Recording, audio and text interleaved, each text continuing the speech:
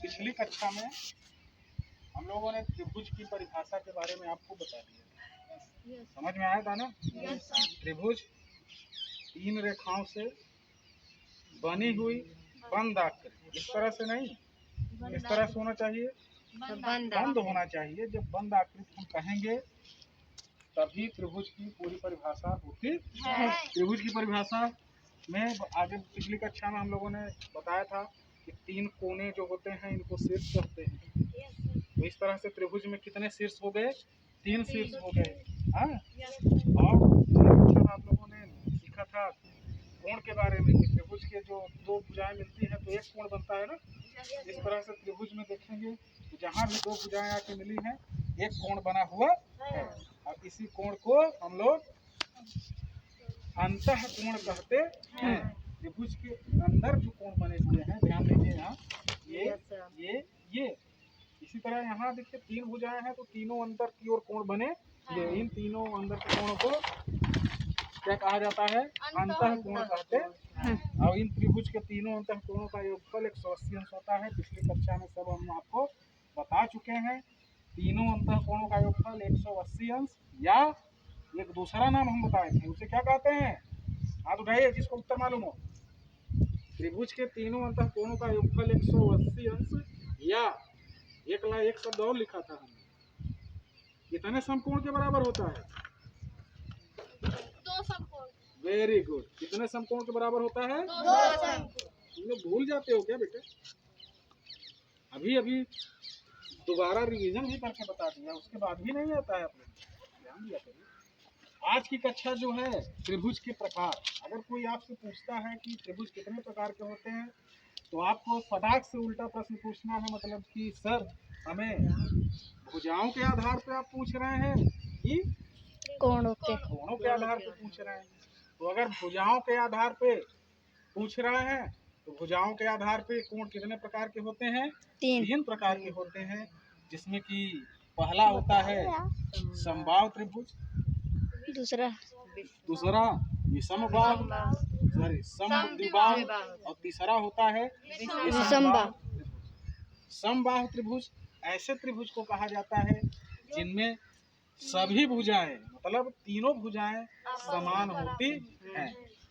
जैसे यहाँ AB रेखा 5 centimetre है, BC रेखा भी 5 सेंटीमीटर है, और AC या CA रेखा भी कितना है? 5 सेंटीमीटर है। तो भुजाओं के आधार पर यह त्रिभुज जो है समबाहु त्रिभुज कहे जाएगा या कहलाता है। दूसरा प्रकार का होता है समद्विबाहु। इसके नाम से ही पता है समद्विबाहु। अगर इसको पार्ट करेंगे, सम मतलब बराबर, द्वि मतलब दो, बाहु मतलब भुजाएं। ऐसा त्रिभुज जिसमें कम से कम दो भुजाएं आपस में क्या हो? बराबर होती हैं, तो ऐसे त्रिभुज को समद्विबाहु त्रिभुज कहा जाता है। उदाहरण के तौर पे इसमें देखिए AB रेखा 5 सेंटीमीटर है, BC कितना है? 5 सेंटीमीटर है, और AC कितना है? 4 सेंटीमीटर है। तो इस प्रकार यह त्रिभुज जो है समद्विबाहु त्रिभुज कहा जाएगा। क्यों कहा जाएगा? क्योंकि यहाँ दो भुजाएं 5-5 सेंटीमीटर की हैं। एक भुजा जो है वह अलग है, वह कितना है? 4 सेंटीमीटर की है। तीसरा प्रकार होता है भुजाओं के आधार पर विषमबाहु त्रिभुज। विषमबाहु मतलब, विषम का मतलब जानते हैं अलग अलग, विषम परिस्थितियां नाम सुने हैं ना, विपरीत परिस्थिति। तो यहाँ मतलब कोई समान नहीं है, सब अलग अलग हैं, विपरीत हैं, एक दूसरे से भिन्न। तो इसलिए ऐसा त्रिभुज जिसमें कोई भी भुजा आपस में बराबर न हो या असमान हो, तो ऐसे त्रिभुज को हम लोग क्या कहते हैं? विषमबाहु त्रिभुज कहते हैं। ठीक है? विषमबाहु त्रिभुज AB रेखा 2 सेंटीमीटर, BC 3 सेंटीमीटर, AC रेखा 5 सेंटीमीटर है। कोई भी भुजा आपस में बराबर नहीं है। तो इस प्रकार भुजाओं के आधार पर त्रिभुज तीन प्रकार के होते हैं, समबाहु, समद्विबाहु और विषमबाहु। ठीक है?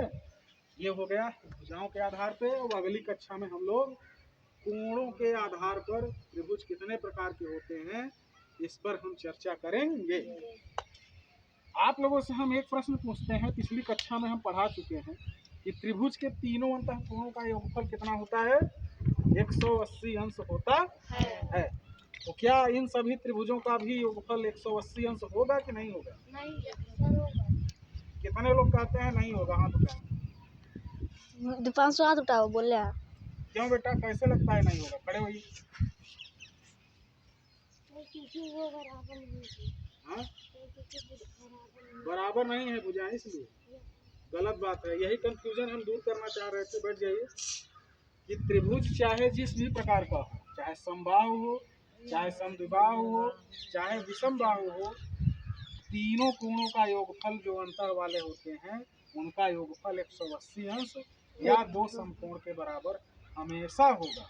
किसी भी प्रकार का त्रिभुज हो, उसके तीनों अंतःकोणों का योगफल कितना होता है? 180 अंश होता है। चलिए, अब हम कुछ प्रश्न पूछ रहे हैं आपसे, आपको उत्तर देना है। हाँ, एक ऐसा त्रिभुज है, ये 3 त्रिभुज है ना, मान लीजिए हरा वाला 3 सेंटीमीटर है, लाल वाला 3 सेंटीमीटर है, नीला वाला 2 सेंटीमीटर है। तो इस त्रिभुज को क्या नाम देंगे? हाथ उठाएं।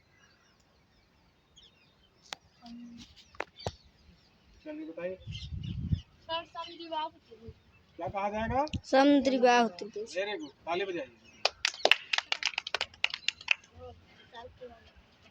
इसके बाद मान लीजिए ये ग्रीन वाला जो है भुजा 3 सेंटीमीटर, रेड वाली 3 सेंटीमीटर, ब्लू वाली भी 3 सेंटीमीटर। तो इस त्रिभुज को हम किस नाम से पुकारेंगे? हाथ उठाइए, बताओ।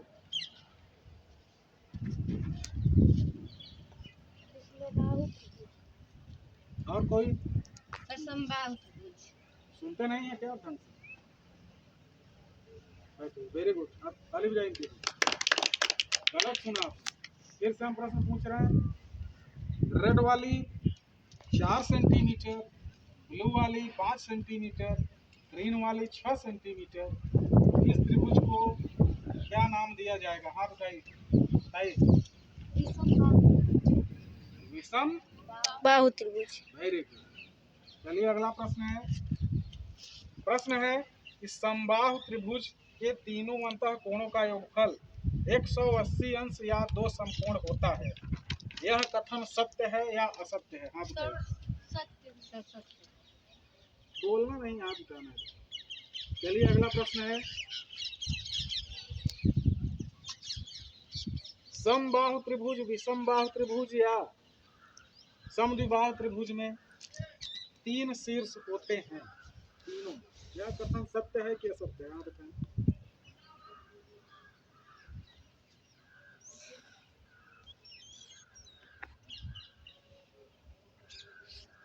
बताओ बेटा।